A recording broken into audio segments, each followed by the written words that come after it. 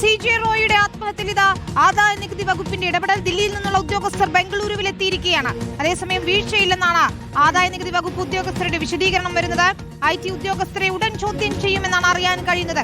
SS ശരണാണ് ചേരുന്നത്. വിശദാംശങ്ങളുമായി ശരൺ, പരിശോധന നടത്തിയ ഉദ്യോഗസ്ഥർക്കെതിരെ ഗുരുതര ആരോപണം റോയിയുടെ കുടുംബം ഉയർത്തുമ്പോൾ എന്താണ് ഉന്നത തലങ്ങളിൽ നിന്നുള്ള ഇടപെടൽ?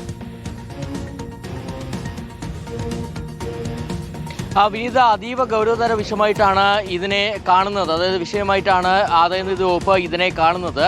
അതിന്റെ ഭാഗമായിട്ട് കൂടിയാണ് ഇപ്പോൾ ഡൽഹിയിലെ ഉന്നത ഉദ്യോഗസ്ഥർ, ആദായനികുതി വകുപ്പിന്റെ ഉന്നത ഉദ്യോഗസ്ഥർ ബംഗളൂരുവിലേക്ക് എത്തിയിരിക്കുന്നത് എന്നുള്ളതാണ് നമുക്ക് മനസ്സിലാക്കാൻ കഴിഞ്ഞിരിക്കുന്നത്. ഇന്ന് രാവിലെയാണ് അവർ ബംഗളൂരുവിലേക്ക് എത്തിയത്. ആരുമായിട്ടൊക്കെയാണ് ആശയവിനിമയം നടത്തുക എന്നുള്ള കാര്യത്തിൽ വ്യക്തത വന്നിട്ടില്ല. ഇത് ഇനി കർണാടക സർക്കാരുമായിട്ടൊക്കെ ആശയവിനിമയം ഉണ്ടാകുമോ എന്നുള്ള കാര്യത്തിൽ തന്നെ നമ്മൾ വ്യക്തത വരുത്തേണ്ടതുണ്ട്. ഇതിൽ പ്രധാനപ്പെട്ട കാര്യം ഇപ്പോഴും ആദായനികുതി വകുപ്പിന്റെ ഭാഗത്ത് നിന്ന് ഒരു ഔദ്യോഗികമായിട്ടുള്ള വിശദീകരണം ഉണ്ടായിട്ടില്ല എന്നുള്ളതാണ്. നമുക്ക് ചില ഉദ്യോഗസ്ഥരുമായി സംസാരിക്കുമ്പോഴാണ് അവർ ഇങ്ങനെ പറയുന്നത്. അതായത് അത് റെയ്ഡ് നടത്തിയ ഉദ്യോഗസ്ഥരല്ല, മറിച്ച് മറ്റ് ചില ഉദ്യോഗസ്ഥരാണ്.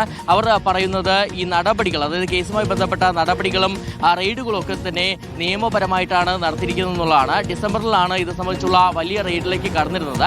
അങ്ങനെ റെയ്ഡിൽ പ്രധാനപ്പെട്ട കണ്ടെത്തലുകൾ നടത്തുകയാണെന്നുണ്ടെങ്കിൽ സ്വാഭാവികമായിട്ടും പ്രൊഹിബിഷൻ ഓർഡർ ഇറക്കും. അങ്ങനെ പ്രൊഹിബിഷൻ ഓർഡർ ഇറക്കി കഴിഞ്ഞാൽ 6 ദിവസത്തിനുള്ളിൽ റിപ്പോർട്ട് സമർപ്പിക്കേണ്ടതുണ്ട്. അങ്ങനെ റിപ്പോർട്ട് സമർപ്പിക്കുന്നതിന് മുന്നോടിയായിട്ടുള്ള മൊഴിയെടുപ്പാണ് ഇവിടെ നടന്നിരിക്കുന്നത് എന്നുള്ളതാണ്. വ്യാഴാഴ്ചയാണ് CJ റോയിയുടെ മൊഴിയെടുക്കുന്നത്. ആ മൊഴിയെടുപ്പെല്ലാം തന്നെ കൃത്യമായി നടപടിക്രമങ്ങൾ പാലിച്ചുകൊണ്ടാണ് നടത്തിയിരിക്കുന്നത്. പ്രധാനമായും അവിടെ ഒരു സാക്ഷി വേണം. അങ്ങനെ സാക്ഷിയുടെ സാന്നിധ്യത്തിലാണ് ആ മൊഴിയെടുത്തിരിക്കുന്നത്. ഇതിന് പുറമെ തന്നെ മൊഴിയെടുപ്പ് പൂർത്തിയായി കഴിഞ്ഞാൽ അദ്ദേഹം എഴുതി നൽകേണ്ടതുണ്ട്. സ്വമേധയാണ് താൻ ഇത്തരത്തിൽ മൊഴി നൽകിയിരിക്കുന്നത്, മറ്റാരുടെയും സമ്മർദ്ദത്താലല്ല എന്നുള്ളത് എഴുതി നൽകേണ്ടതുണ്ട്. അങ്ങനെ എഴുതി നൽകുകയും പിന്നീട് അദ്ദേഹത്തെ വായിച്ച് കേൾപ്പിച്ചപ്പോൾ അദ്ദേഹം ഒപ്പിട്ട് നൽകുകയും ചെയ്തു.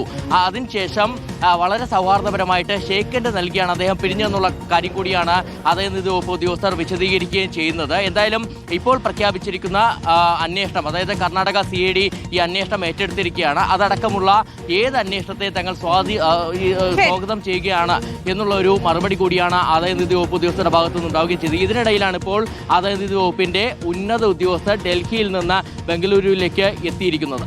ശരി, സമാന്തരമായി ഏതായാലും ഉദ്യോഗസ്ഥർക്കെതിരെ ഉയർന്ന ആരോപണങ്ങൾ ഒരു അന്വേഷണം ആദായ നികുതി വകുപ്പിന്റെ ഭാഗത്തു നിന്നും ഉണ്ടാകുമെന്ന് കൂടി നമ്മൾ കരുതുകയാണ്. ശരണാണ് വിശദാംശങ്ങൾ നൽകിയത്. ഏതായാലും